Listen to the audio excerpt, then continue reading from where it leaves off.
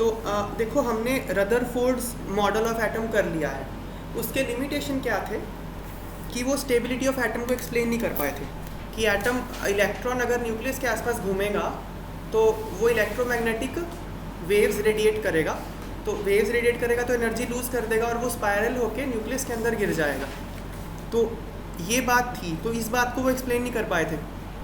इस बात को एक्सप्लेन किया जो हम नेक्स्ट एटॉमिक मॉडल पढ़ रहे हैं, वो है बोहर्स एटॉमिक मॉडल। तो ये बात हम लिख लेते हैं।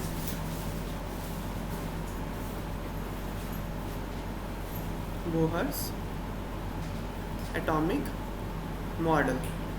तो इसके जो पॉइंट्स हैं ना, वो मैं आपको नेक्स्ट क्लास में लिखाऊंगा। इस मॉडल से जो कंपटीशन में क्वेश्चन पूछे जाते हैं पहले मैं वो करा रहा हूँ, ठीक है।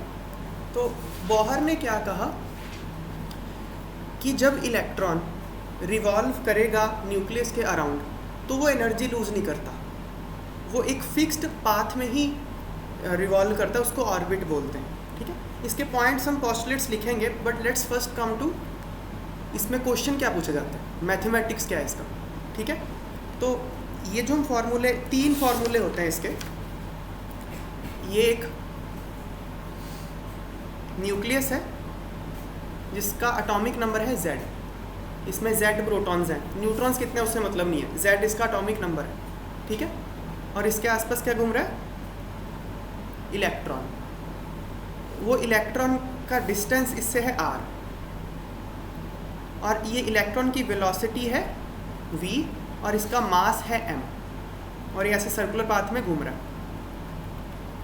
क्लियर हो गया क्या चीज़ है। तो ये बात हम यहाँ लिख लेते हैं। Z है एटॉमिक नंबर, E है मतलब इलेक्ट्रॉन है, M है मास ऑफ इलेक्ट्रॉन, V है वेलोसिटी ऑफ इलेक्ट्रॉन, R है इस ऑर्बिट का रेडियस, R है रेडियस ऑफ ऑर्बिट। तो ऐसे एक न्यूक्लियस है, उसका एटॉमिक नंबर Z है, उसके पास इलेक्ट्रॉन रिवॉल्व कर रहा है वेलोसिटी v से और रेडियस r से। तो अब क्या क्या इक्वेशंस बनती हैं, 3 फार्मूले हैं जो आपको याद रखने हैं। पहला रेडियस का, रेडियस का जो फार्मूला होता है वो होता है n² h² upon 4 pi square m k z into E²। इसको अब इसमें क्या है, n क्या है, शेल का नंबर। अगर वो फर्स्ट शेल में घूम रहा है तो n1 होगा, सेकंड शेल में घूम रहा है इलेक्ट्रॉन तो n2 होगा, थर्ड शेल में घूम रहा है इलेक्ट्रॉन तो n3 होगा। शेल का नंबर है, h तो प्लैंक्स कांस्टेंट ही है, 4 पाई तो कांस्टेंट नहीं है, m mass of electron, k again constant होता है k, z क्या atomic number, E charge on electron, ठीक है। ये रेडियस का फॉर्मूला है। अब इसमें अगर हम कांस्टेंट्स की वैल्यू पुट कर देंगे तो ये आएगा 0.529 n²/z एंगस्ट्रॉम। ये के ऊपर छोटा सा डॉट है, इतना बड़ा वो नहीं है, छोटा एंगस्ट्रॉम।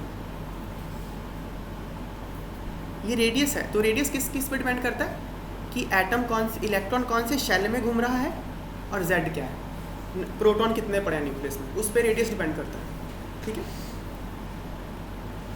सेकेंड फॉर्मूला है वेलोसिटी का, 2 पाई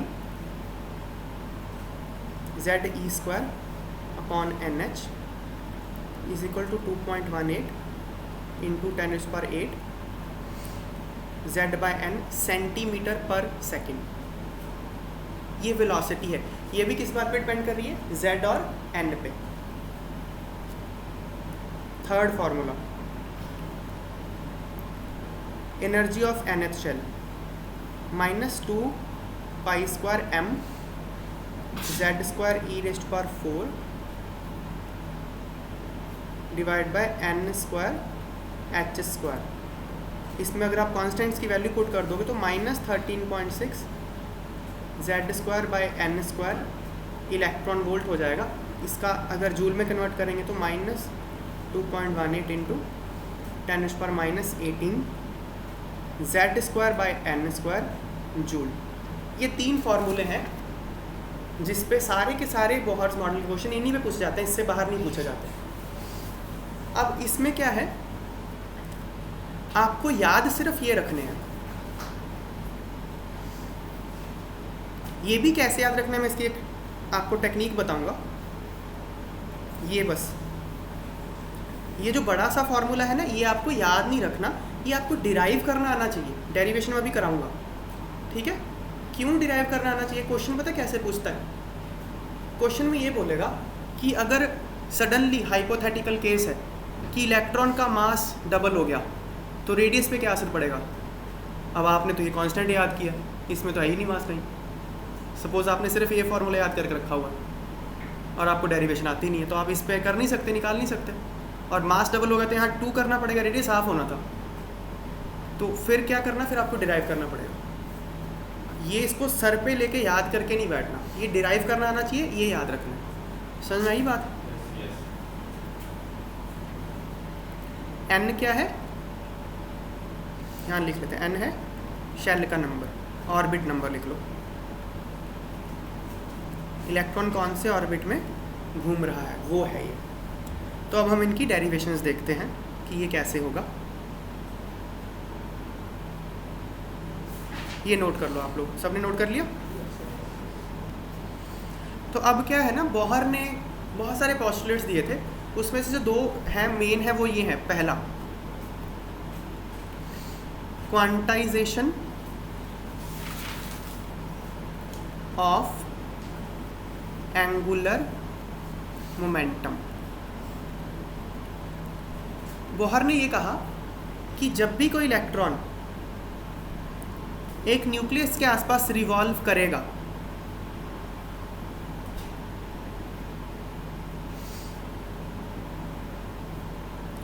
तो ये ना सर्कुलर मोशन की बात है। कोई भी पार्टिकल अगर लीनियर मोशन में ट्रैवल कर रहा है, स्ट्रेट लाइन में ट्रैवल कर रहा है, तो उसका मोमेंटम क्या होता है, मास इनटू वेलोसिटी। ये हमने 9th में पढ़ा, mass into velocity is momentum. एक होता है एंगुलर मोमेंटम, ये आप फिजिक्स क्लास 11th में पढ़ोगे, मैं उसको बस यूज़ कर रहा हूँ यहाँ पे। अगर कोई पार्टिकल सर्कुलर मोशन में है ना विद रेडियस r, ठीक है, अगर कोई पार्टिकल सर्कुलर मोशन में विद रेडियस r है तो उसका एंगुलर मोमेंटम होता है m into V into R, ठीक है। तो इसका एंगुलर मोमेंटम होगा, ये इलेक्ट्रॉन मूव कर रहा है तो इसका एंगुलर मोमेंटम क्या होगा, एम वी इंटू आर। ये एंगुलर मोमेंटम है इसका।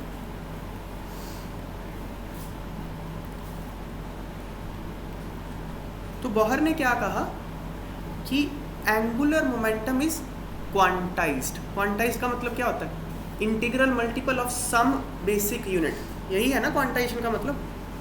तो angular momentum is equal to n into H by 2 pi, कि ये जो इलेक्ट्रॉन रिवॉल्व कर रहा है इसका एंगुलर मोमेंटम की वैल्यू क्या हो सकती है, या तो h बाई 2 पाई होगी, या 2h बाई 2 पाई होगी, या 3h बाई 2 पाई होगी, या 4h बाई 2 पाई होगी। h बाई 2 पाई का इंटीग्रल मल्टीपल होगा, 1.5 इंटू h बाई 2 पाई नहीं हो सकता। ये बात समझ में आ गई? So angular momentum is quantised, it can only exist as integral multiple of a smallest possible value h by 2 pi. ये बात क्लियर होगी? ठीक है ना? तो नेगेटिव नहीं होगा, ठीक है। n क्या है, ऑर्बिट नंबर है। ऑर्बिट नंबर क्या हो सकता है, 1 हो सकता है, 2 हो सकता है, 3 हो सकता है, ठीक है ना। तो n is equal to 1 2 3 4 and so n एक पॉजिटिव इंटीजर है। तो बोहर ने क्या कहा कि एंगुलर मोमेंटम क्या है, क्वांटाइज्ड है। इसको मैं फिर से यहाँ नीचे लिख देता हूँ, M V R is equal to N H by 2 pi. ये उन्होंने एक बात कही। दूसरी बात, force balance, force balance equation. Force balance equation क्या है, ये अगेन सर्कुलर मोशन की ही बात है। जब भी कोई पार्टिकल सर्कुलर मोशन में मूव कर रहा होता है ना, तो उस पर 2 तरह की फोर्सेस एक्ट कर रही होती हैं। एक होती है सेंट्रीफ्यूगल, एक होती है सेंट्रीपीटल। ये सारा फिजिक्स है, ठीक है, वहाँ पे आपको प्रूव कराया जाएगा, हम सिर्फ यहाँ यूज़ कर रहे हैं। तो सेंट्रीफ्यूगल होती है F सेंट्रीफ्यूगल जो सेंटर से दूर, अवे फ्रॉम सेंटर लगती है। सेंट्रीपिटल होती है एफ सेंट्रीपिटल, जो टूवर्ड्स द सेंटर लगती है। ये हर पार्टिकल के लिए ट्रू है जो कि सर्कुलर मोशन में है। समझ में आई बात? तो यहाँ पे क्या है, सेंट्रीपिटल फोर्स तो आप पता है क्या है, इस पे चार्ज कितना है Z इंटू ई, इस पे चार्ज कितना है E। तो सेंट्रीपिटल फोर्स मतलब इन दोनों में अट्रैक्शन क्या होगी, F centripetal is equal to K Q1 Q2 by R square. करा ना हमने अभी ये फोर्स बिटवीन टू चार्जेस का फॉर्मूला ये होता है ना, K Q1 Q2 by R square. तो K का K है, Q1 क्या है Z इंटू ई, Q2 क्या है E, रेडियस क्या है R square. So K Z E square by R square क्या हो गया, सेंट्रीपिटल फोर्स जो टुवर्ड्स द सेंटर है।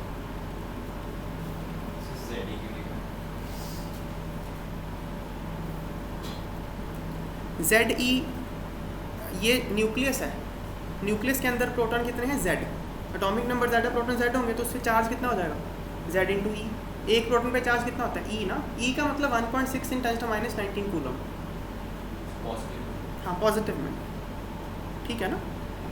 इलेक्ट्रॉन पे भी चार्ज E ही होता है लेकिन वो नेगेटिव में होता है, वो तो अंडरस्टूड बात है, वैल्यू तो E होगी ना। तो Z इंटू ई, समझ में आई बात? हाँ F CF मतलब सेंट्रीफ्यूगल, सेंट्रीपिटल मतलब टुवर्ड्स सेंटर, सेंट्रीफ्यूगल मतलब अवे फ्रॉम सेंटर। तो ये सेंटर है हमारा, ये ऐसे रेडियस आर में घूम रहा है ना, ऐसे घूम रहा है ना, तो रेडियस का सेंटर कौन है ये, तो ये इलेक्ट्रॉन पे जो फोर्स लग रही है F सेंट्रीपिटल वो towards the centre of radius इस तरफ लग रही है, और F सेंट्रीफ्यूगल क्या है, अवे फ्रॉम सेंटर। समझ में आई बात है? तो सेंट्रीपिटल का फॉर्मूला तो हमको पता है, सेंट्रीफ्यूगल का आपको मानना पड़ेगा, ये मैं अभी बताऊंगा नहीं, फिजिक्स की बात है। सेंट्रीफ्यूगल फोर्स होती है mv square by r। Okay, एक अगर पार्टिकल मास उसका m है, वो सर्कुलर मोशन में घूम रहा है और उस सर्कल की रेडियस r है और उस पार्टिकल की वेलोसिटी v है, तो सेंट्रीफ्यूगल फोर्स कितनी होती है mv स्क्वायर बाय r। ठीक है, ये जो अवे फोर्स लग रही है उस पर कितनी है, ये mv square by r। Clear होगी बात है? ये दोनों इक्वल होती है, ठीक है, क्योंकि पार्टिकल सर्कुलर मोशन में है ना, तो अब वो इस डायरेक्शन में या इस डायरेक्शन में तो मूव करता नहीं, वो इसमें करता है move. Net movement towards the radius भी नहीं है, अवे फ्रॉम रेडियस भी नहीं है ना। तो ये दोनों फोर्स इक्वल होती हैं, इसीलिए सर्कुलर मोशन हो पाती है। तो जब फिजिक्स में आप सर्कुलर मोशन पढ़ोगे ना, तब इन टर्म से कंफर्टेबल हो जाओगे आप, अभी सिर्फ याद कर लो, ठीक है। तो F सेंट्रीफ्यूगल कितना है, mv स्क्वायर बाय r। ये दोनों इक्वल होंगे फॉर सर्कुलर मोशन, ये दोनों इक्वल है। F centripetal is equal to F centrifugal, so K Z E square by R square is equal to mv square by r। ये second equation है। First equation क्या थी, quantization of angular momentum, second ये है, ठीक है। मैं एक बार फर्स्ट को भी यहाँ लिख देता हूँ, आपको नोट करने की जरूरत नहीं है, जस्ट डेरिवेशन में आसानी हो इसलिए मैं लिख रहा हूँ। तो mv r is equal to NH by 2π, ये मेरी फर्स्ट इक्वेशन थी, ठीक है।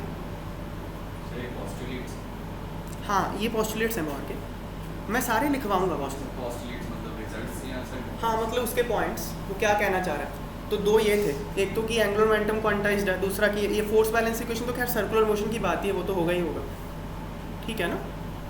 तो मतलब पहले हम डिफिकल्ट पार्ट देख लेते हैं इसका, फिर पोस्टुलेट्स तो हम लिख ही लेंगे उसमें लिखने में। अब क्या है, इन्हीं दोनों इक्वेशन से, फोर्स बैलेंस इक्वेशन से, ये कौन सी इक्वेशन होगी, फोर्स बैलेंस इक्वेशन है ना,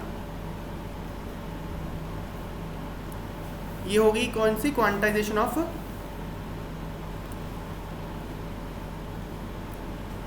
angular momentum equation.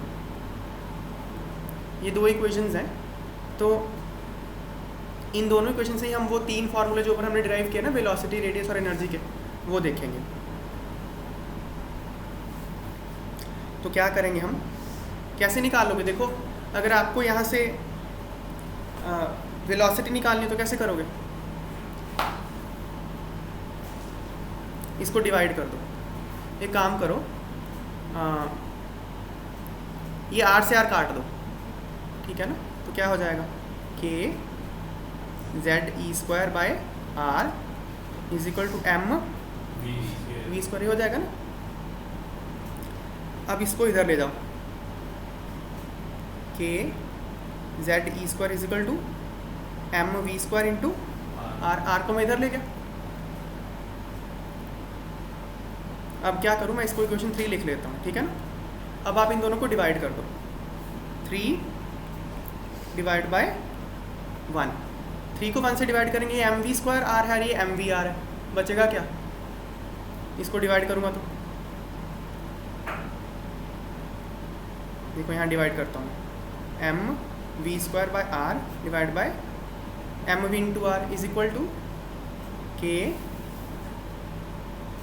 Z E square by N H by 2 pi, तो 2 पाई ऊपर आ जाएगा। क्लियर है बात? ये स्टेप समझ में आया भाई? क्या किया मैंने? डिवाइड किया, कुछ नहीं किया। ये क्या बचा? इधर क्या बचा? लेफ्ट साइड में क्या बचा? सिर्फ वेलोसिटी बचा ना, तो v is equal to 2 pi Z E square by N H. देखो यही तो फार्मूला था। देखो हमने वेलोसिटी का क्या फार्मूला लिखा, चेक करो।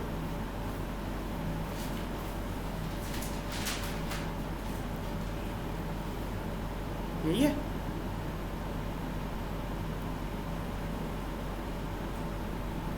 अब नेक्स्ट क्या है?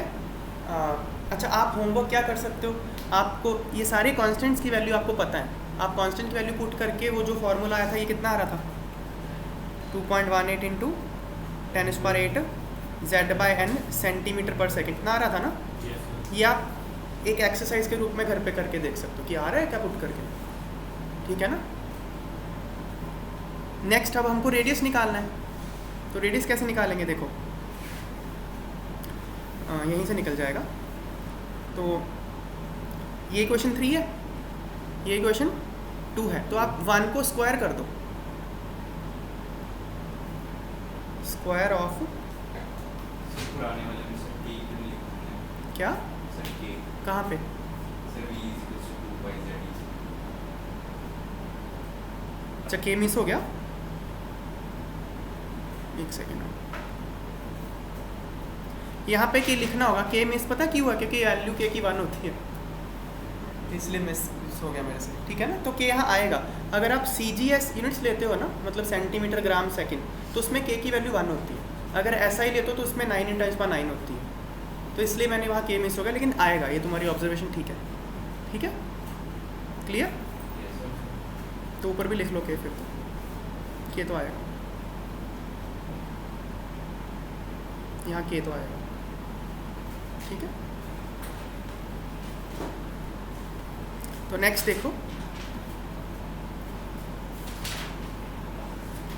तो स्क्वायर ऑफ इक्वेशन 1, इक्वेशन 1 को स्क्वायर कर दो, तो क्या हो जाएगा? M square V square R square is equal to N square H square by 4 pi square, यही हो जाएगा ना? और इक्वेशन 3 क्या है? ये इक्वेशन 3 है। अब क्या करो, ये इक्वेशन 4 हो गया, 4 डिवाइड बाई इक्वेशन 3 कर दो, 4 डिवाइड बाई 3, तो क्या हो जाएगा? M square V square R square divide by M V square R, है ना? यही है ना? Is equal to N square H square by 4 pi square into ऊपर क्या है? एम वी स्क्वायर आर कितना है? के जेड ई स्क्वायर,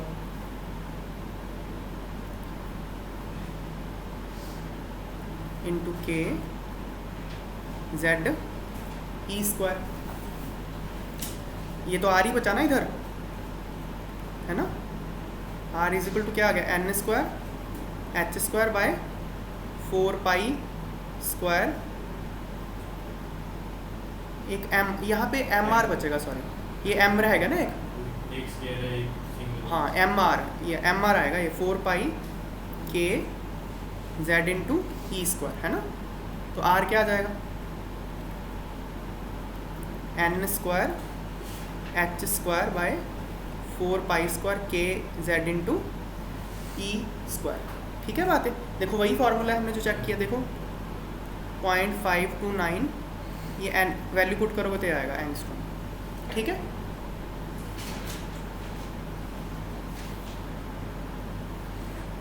यहाँ पे एक एम आएगा, एम मिस हो गया। ठीक है।